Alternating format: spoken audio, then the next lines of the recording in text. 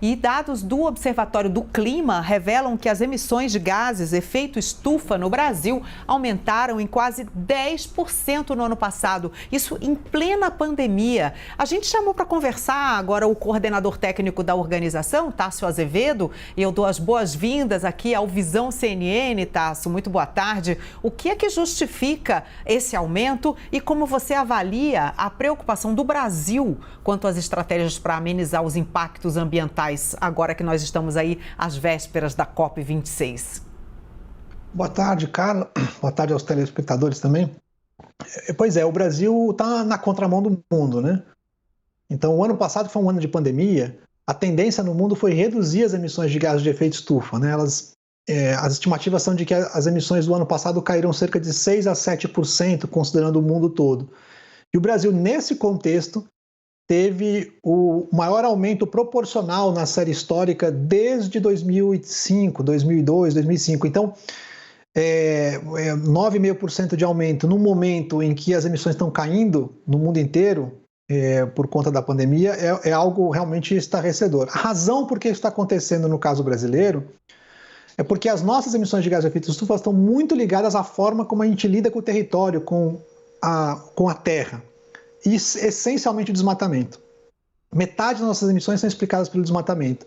E com o aumento do desmatamento na Amazônia e no Cerrado que nós tivemos no ano passado, nem a redução que houve no setor de energia, que caiu 4,5%, foi capaz de reduzir as emissões no Brasil. Pelo contrário, as emissões aumentaram 9,5%. Então, nós estamos chegando para uma conferência de clima em que todo mundo está trabalhando para o esforço de reduzir as emissões, numa situação, digamos assim, no mínimo incômoda ou até constrangedora de estar aumentando as emissões, e não aumentando pouco, aumentando muito as emissões no momento em que a gente tem que reduzi-las.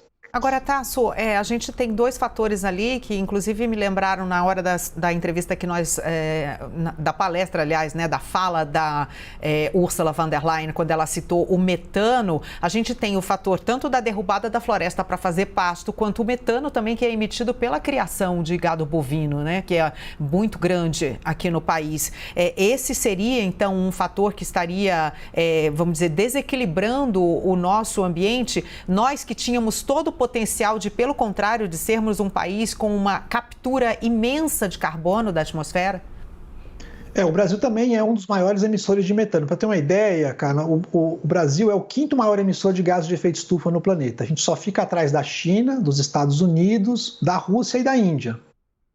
E em metano, a gente é provavelmente o terceiro ou quarto maior emissor, justamente por conta do rebanho bovino.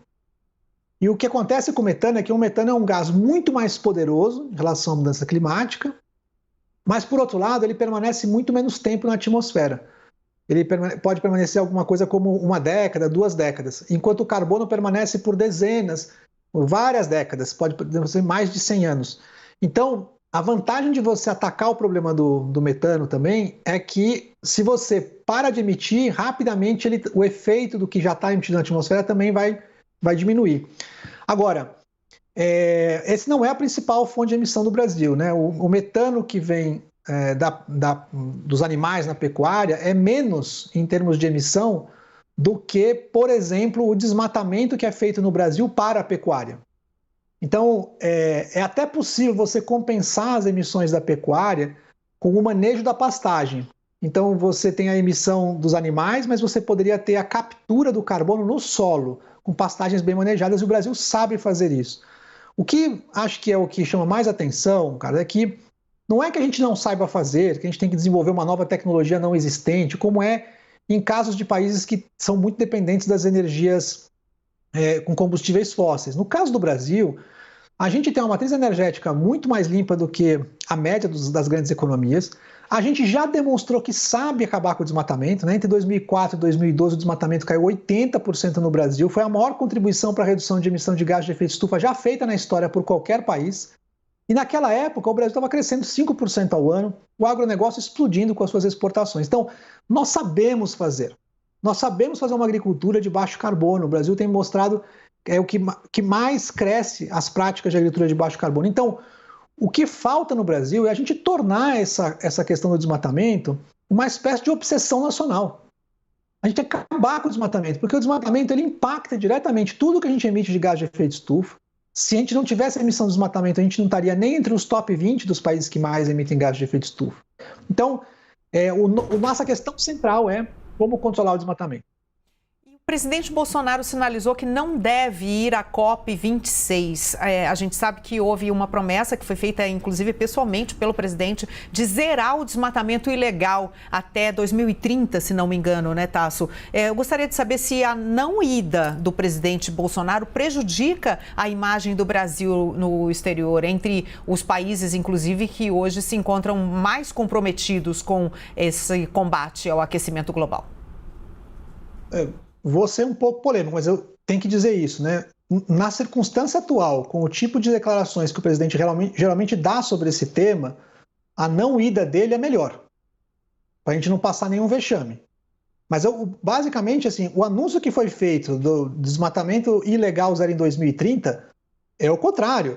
Esse compromisso o Brasil já fez lá em 2015. Em 2015 o Brasil fez esse compromisso e estava inscrito no compromisso brasileiro. Foi o próprio presidente, o seu governo, que tirou esse compromisso da mesa em dezembro de 2020. Ele estava lá, ele foi tirado. E agora ele está simplesmente colocando de volta algo que já estava lá. E digamos assim, para o clima, não faz nenhuma diferença se o desmatamento é ilegal ou legal. Para o clima, tem que acabar com o desmatamento. Porque o desmatamento ilegal ou legal, os dois emitem. A questão no Brasil é que, além de tudo, 98% do desmatamento é ilegal. E carece das ações que você precisa ter de enforcement, né, que a gente fala de comando e controle por parte dos órgãos de governo para que você possa reduzir esse desmatamento. Então, o que nós vamos ter é até prática. Não adianta reduzir o orçamento do Ministério, inviabilizar o IBAMA, impedir que os órgãos trabalhem, por exemplo, com as atividades remotas, dificultar tudo o que você precisa fazer para acabar com o desmatamento e fazer uma promessa, que nesse caso soa vazio, de acabar com o desmatamento lá em 2030, o desmatamento ilegal. Aliás, apoiado pelo governo, existe uma série de projetos no Congresso Nacional que legalizam o desmatamento em várias circunstâncias. Ou seja, em vez de você acabar com o desmatamento ilegal, porque você reduz o desmatamento, você acabaria com o desmatamento ilegal tornando-o legal. Então esse aqui é o tipo de coisa que a gente precisa. Nós precisamos de ações bem concretas. E vale dizer o seguinte, o Brasil é o país que tem as melhores condições de navegar bem numa economia de baixo carbono. Melhor potencial de energia eólica, energia solar, biomassa, energia hidrelétrica, sabe fazer uma agricultura de baixo carbono, tem os biocombustíveis, tem uma matriz energética limpa. Então, para nós deveríamos estar agora sendo o protagonista global, cobrando todo mundo, para que pudesse a gente avançar rapidamente nessa agenda. E nós estamos na retaguarda essencialmente por conta da forma como a gente lida com o desmatamento. Legalizar o desmatamento ilegal, você trouxe aí o pulo do gato, só que o gato está pulando no abismo, esse é o pequeno problema. Muito obrigada, Tasso Azevedo. A gente conversou com o coordenador técnico do Observatório do Clima, a quem eu agradeço a participação aqui no Visão CNN. E vamos estar acompanhando então a COP26, porque isso tem sido frequentemente pauta nossa aqui no Visão CNN, uma preocupação muito grande que nós temos também com relação ao meio ambiente. Tasso, muito obrigada. Boa tarde. Boa tarde.